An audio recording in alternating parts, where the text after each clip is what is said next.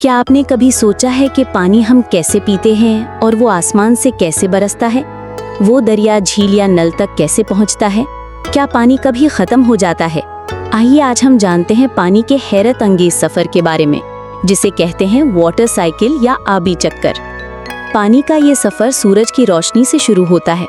जब सूरज अपनी गर्मी जमीन पर डालता है तो समंदरों, दरियाओं, झीलों और यहाँ तक कि गीली जमीन से भी पानी उड़ने लगता है, यानी वो बुखारात में तब्दील हो जाता है। ये बुखारात आंखों से नजर नहीं आते, मगर फिजा में उड़कर आसमान की तरफ जाते हैं। ये अमल तबखीर या इवेपोरेशन कहलाता है। सिर्फ पानी ही नहीं, पौधे और दरख्त भी पानी छोड़ते हैं।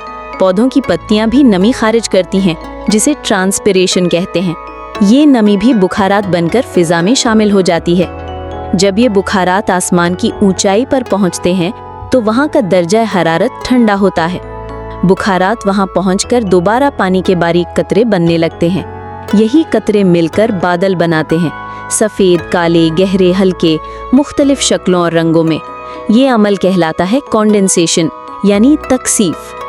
जब बादलों में पानी के कतरे बहुत ज़्यादा और भारी हो जाते हैं तो वो ज़मीन की तरफ गिरने लगते हैं, कभी बारिश की सूरत में, कभी ओलों की और कभी बर्फ के गालों की शक्ल में। ये अमल कहलाता है प्रेसिपिटेशन यानी बारिश या नुज़ूल। बारिश सिर्फ एक खुशनुमा मंजर ही नहीं, बल्कि ज़मीन की ज़िंदगी का अहम हिस्सा है। अब जब बारिश ज़मीन पर गिरती है तो पानी का कुछ हिस्सा ज़मीन में जज्ब हो जाता है, कुछ नदी नालों में बहने लगता है, कुछ पानी दरियाओं, झीलों और समुंदरों की तरफ वापस चला जाता है। ये पानी दोबारा सूरज की रोशनी में बुखारात बनने के लिए तैयार होता है। यूं पानी का ये सफ़र मुसलसल जारी रहता है। बारिश का एक हिस्सा ज़मीन के अंदर चला जाता है और ज़ेरे ज़मीन पानी बन जाता है। हम अक्सर कुओं या बोरिंग से जो पानी निकालते हैं वो यही ग्राउंड वाटर होता है। ये पूरा चक्कर बुखारात बनने से लेकर बादल बनने तक, बारिश बरसने और पानी के ज़मीन पर वापस आने तक वाटर साइकिल कहलाता है। ये कुदरत का एक ऐसा निज़ाम है जो ज़मीन को ज़िंदगी भरे रखता है। अगर ये निज़ाम रुक जाए तो न खेत हरे रहेंगे, न दरिया बहेंगे, न पौधे उगेंगे और न ही इंसान जी सकेंगे।